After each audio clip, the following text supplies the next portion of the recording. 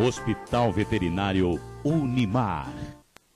Olá, sejam bem-vindos. Começa agora mais uma edição do nosso programa Saúde Animal, o programa que vem conquistando dia a dia, cada vez mais, né, a atenção, o carinho do público mais diverso da nossa cidade. Quando nós iniciamos aqui esse projeto oficial com o programa Saúde Animal, nosso objetivo era justamente esse. E é com muita alegria que nós já constatamos nesta terceira edição só, né, o programa é ainda assim só um bebezinho, mas nessa terceira edição a gente já percebe o quanto os temas estão diretamente ligados ao nosso dia a dia e quantas curiosidades são transmitidas aqui. Sempre às segundas-feiras, a cada 15 dias por enquanto, nós teremos esse espaço. Hoje, o tema é tão interessante quanto os que nós já abordamos e, claro, os que nós abordaremos daqui para frente. Nós vamos iniciar uma conversa que certamente também não será num único programa, né, que conseguiremos trazer todas as informações. Precisaremos de muitos e muitos outros. Nós vamos falar sobre piscicultura,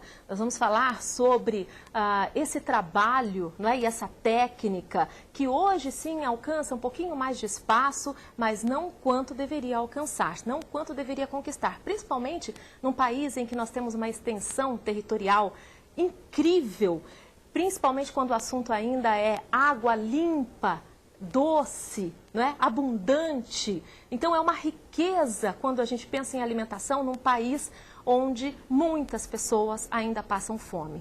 Então, por que não pensarmos na piscicultura, na aquicultura, como uma solução, não só para o Brasil, mas para o mundo inteiro, quando o assunto é alimentação de boa qualidade. Por isso, nós temos um especialista, mais uma vez, aqui no nosso estúdio. Converso agora com o professor doutor Carlo Rossi Del Carratore. É isso, Carlos? Tudo bem com você? Seja bem-vindo. Boa noite, obrigado. Olha, é importante a gente frisar que o professor doutor Carlo é biólogo, mas hoje vem à frente de algumas disciplinas, como a piscicultura, a ecologia e fisiologia animal, tanto para a Faculdade de Medicina Veterinária quanto para a zootecnia. Isso também já é uma prova, né, do quanto essa área é ampla. Sim. E interliga vários profissionais de muitas áreas, estão todos muito envolvidos. Sim, exatamente. Não é? Boa noite, Lenise, é um prazer estar aqui na sua casa, né? Falando sobre uma cultura, uma atividade zootécnica bastante nova, bastante recente, que tem um potencial muito grande, como você bem ressaltou na introdução, né, na sua apresentação. Realmente, se a gente pensar no potencial aquícola que o Brasil possui, quantidade de água continental, de água subterrânea e mesmo a costa, né, se a gente pensar em piscicultura marinha, o potencial aquícola brasileiro é um dos maiores do mundo, se não o maior. Então o Brasil tem um potencial de produção de peixes, né, que deixa assim, o Brasil como um país de destaque nessa atividade. Então realmente é um prazer vir aqui para a gente conversar a respeito dessa atividade tão apaixonante, tão nova, né, no cenário agrícola brasileiro. É uma atividade muito recente. E que, né, requer muita técnica. E que requer muita técnica. E muita tecnologia. E bastante tecnologia e que passa, né, pelo conhecimento gerado nas universidades. Se não houver a pesquisa feita nas universidades, gerando informação, gerando conhecimento, nós vamos comentar um pouquinho, alguns exemplos, algumas curiosidades a respeito disso. Dificilmente a piscicultura pode caminhar e pode galgar aí, espaço no cenário agrícola brasileiro. Nada de trabalho artesanal. Foi-se o tempo, exatamente, né, em que nós conhecíamos aquele trabalho, até porque nós temos o Ministério, né, da Pesca, da Aquicultura, hoje já pensando nessa profissionalização dos pescadores, mas com acompanhamento, não só ali no momento da pesca, mas também na distribuição, né, em como é que esse alimento vai ser processado. Então, é muito delicado, né? É um alimento literalmente muito delicado. Exatamente. A piscicultura, né, no Brasil, se a gente for pensar, fazendo um histórico, um breve histórico, né, de como ela vem andando, quais são os passos, né, da atividade, é uma atividade relativamente recente. Se você retornar aí a 30 anos atrás, falar em criação de peixes era uma utopia. Fazendas? Porque assim, quem quisesse um peixe ia num rio, no entorno da sua cidade, no entorno do seu município, pescava o peixe ali na natureza e consumia esse peixe. Além disso, o consumo brasileiro, o consumo per capita de pescado por parte do brasileiro era muito baixo. O hábito de comer peixe culturalmente é muito baixo. Só para dar uma ideia de número, né, na década de 80, o consumo per capita brasileiro era de 200 gramas ano. Né? com exceção da região amazônica, que já existe uma tradição e uma cultura maior em consumo de pescado. Em cima desse baixo consumo, dessa facilidade de obtenção dos produtos a partir da extração em ambiente natural, ninguém pensava em criar peixe, né?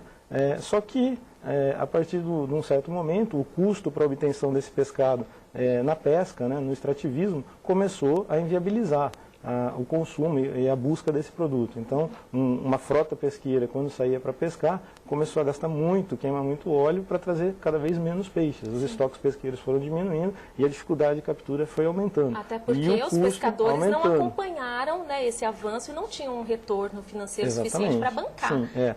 Uma renovação de uma frota pesqueira, por exemplo, era uma fortuna e o pescado não tinha uma valorização suficiente para poder compatibilizar essa renovação de frota.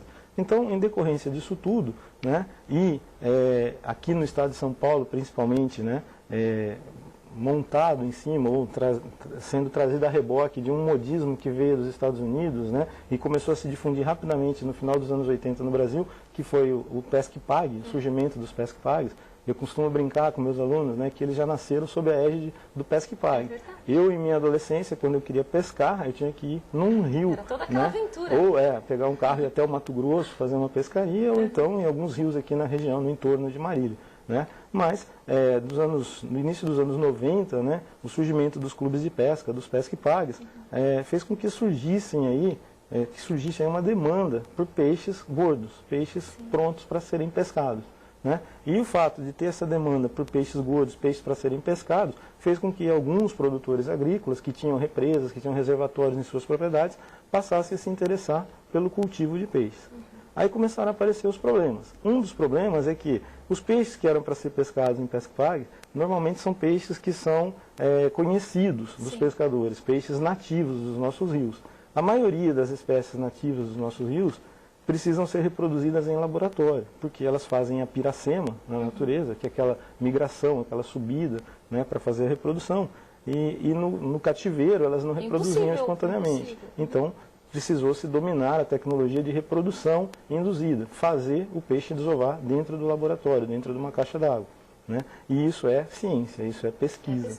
Né? E isso só foi dominado completamente no Brasil na década de 80, meados dos anos 80. Sim. A partir da oferta de alevinos, que são os filhotinhos, né, possibilitou-se então que produtores que tinham represas, açudes, adquirissem esses alevinos e soltassem esses alevinos para engorda. E esses peixes começaram a ter valor. Esses peixes que eram mais para lazer, para o cara ter na sua propriedade lá um peixinho para ele pescar de final de semana, começou a ser requisitado pelos Pesque Pagues.